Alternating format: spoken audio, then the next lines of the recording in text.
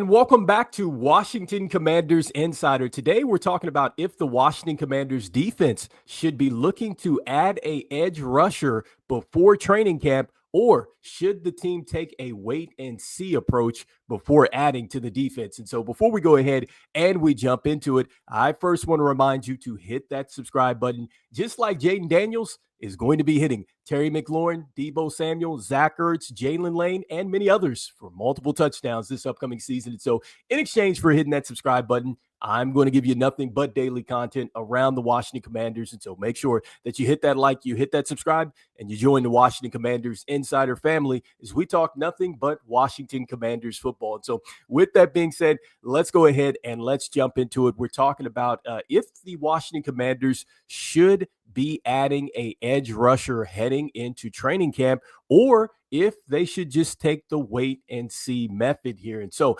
before we go ahead and we answer that, I saw this article that was on Rigo Rag, and within this article, it is going to take you to a snippet from Ben Standing, who writes for The Athletic and covers the Washington Commanders. And he's talking about really how the Washington Commanders are going to probably wait and see before they go ahead and look to add a edge rusher. And so if you go to this article, once again, in Rigo's Rag, it will also give you the link to The Athletic, which is behind a paid wall if you want to read the entire article. But here is the snippet that was in this article that I just put up here. And so it says, does Washington add help on the edge by the start of training camp? My sense after these workouts is no, and not solely because of those at the defensive end. The organization wants a longer look at how new big men, Javon, Kinlaw, Deatrich Wise Jr., and Eddie Goldman mesh with holdovers, Deron Payne, Dorrance Armstrong, and 2024 second-rounder Johnny Newton in training camp. The group is more physically imposing at a minimum. Still, it's fair to wonder if this group has enough to help the defensive ranking improve this season. For now, the vibe is wait and see. That's Ben Standing. All right.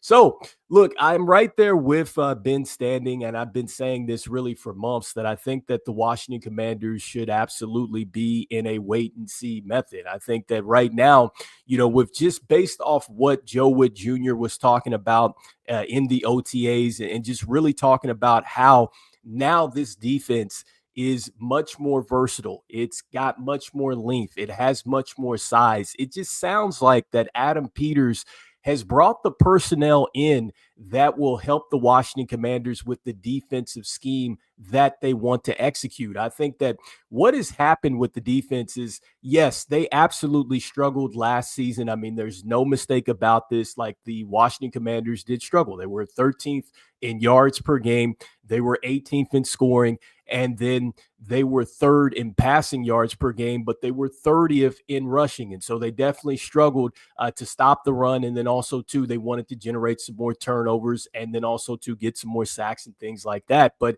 I think that what a lot of people lose in last year's team is that, yes, the offense was terrific in year one, but the defense was just in year one of what Joe Witt Jr. and then also, too, Dan Quinn wanted to run. And so I think that unit, they struggled a little bit. And so I think that now that Adam Peters has been aggressive, which he has definitely shown that as a GM, just going out there and making things happen, that he's going to make sure that he gets Dan Quinn, this coaching staff, everything that they need to succeed. And I trust that Adam Peters has gone out and he has brought in the right personnel for this defense to now go out and just execute. So I think that when you look at an addition like Javon Kinlaw, I think that he has plenty left in the tank, and I think he certainly can help the Washington Commanders. I think that when we look at Johnny Newton, we have to remember that he was coming in on a foot injury. And so now I think that he's looked pretty good from what we are seeing and hearing.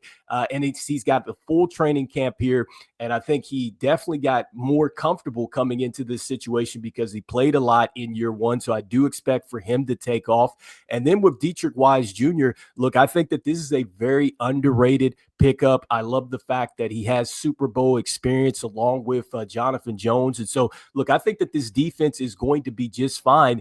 And I think that when you're looking at sacks, it's going to be something that it's more of a committee. I think that, when a lot of people looked at last year's defense, did they think that Dante Fowler was going to be the sack leader? Probably not. It just happened naturally. And so I think that this is going to be one of those situations where you're going to have a team that is going to get it done by a committee, and that's just fine. I think that that's the bottom line when you're looking at defense. You're looking at an 11-man unit that is tied together. And the more tied together you are, the more successful you're going to be in your run fits, in your pressures, in taking care of what you need to in the back end and getting turnovers and things like that. It all comes together as one unit. It is not just one player that is going to take you to the top. Now, make no mistake about it. It is great when you have an elite pass rusher out there or you have an elite run stopper. That certainly does help you, but you still need a unit if you are going to win football games. That's the bottom line here. And so I think that the Washington Commanders are in a good position with what they have right now.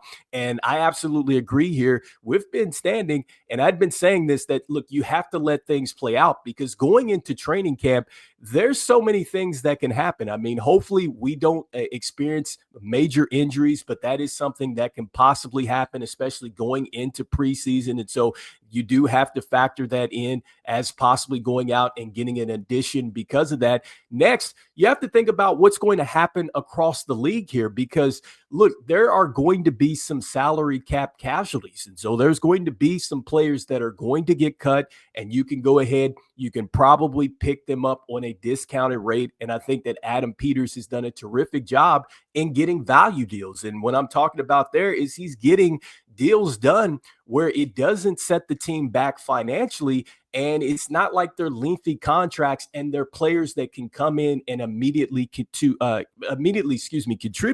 to the football team. So I think that Adam Peters is absolutely going to be looking for something like that. I think that you can trust that Adam Peters is always on the phone. He's always looking to add to this football team because look at what he did last season in bringing in Marshawn Lattimore. Now, it didn't work out probably the way that he wanted it to last season, but I think it's going to pay off double here this season now that he's healthy. And so I love the fact that Adam Peters is aggressive. This is why we have this saying, in Adam Peters we trust. And so I think that Adam Peters has done the right thing. I think that they're just handling things the right way.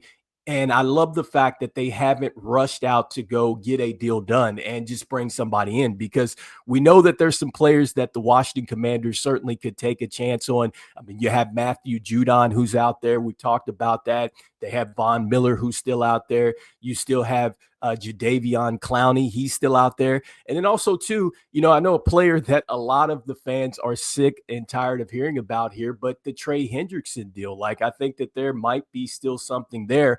And I think that, look, the Washington Commanders don't want to give up the farm for a guy like Trey Hendrickson, and they shouldn't. And I think really what they're going to discover here is that this defense can get it done. You're going to have an elite pass rusher emerge. And if it doesn't happen naturally, you will probably be able to go out and find you a good pass rusher, and you will not have to give up draft picks to get a guy like Trey Hendrickson here. So you guys let me know in the comments, do you agree with the fact that the Washington Commanders should absolutely just go ahead and run with the unit that they have? Let's see if this team is a much better fit for what Joe Witt Jr. wants to get done. Remember, I think that, this defense, look, they have a lot of pressure on them because the offense played so well. But I think it is time that we start to give this defense its credit going into this season, because it sounds like that these guys know that they have got to stop the run. It sounds like collectively they're on the same page, and these guys are going to execute at a high level. And I just think of what Dan Quinn and Joe Witt Jr. were able to build with the Cowboys, and then also too what Dan Quinn Dan Quinn was able to build with Seattle. And so I think that him having a unit of players that really fit the scheme is really how this defense is going to take the next jump here this season. And so you guys let me know in the comments, do the Washington Commanders stay the same going into training camp? It's a wait and see, or are the Washington Commanders going to make something happen coming into training camp early in the preseason? I'd love to hear what your thoughts are. And look, as we always say, go Commanders. And I will see you guys on the next one. All right. Peace.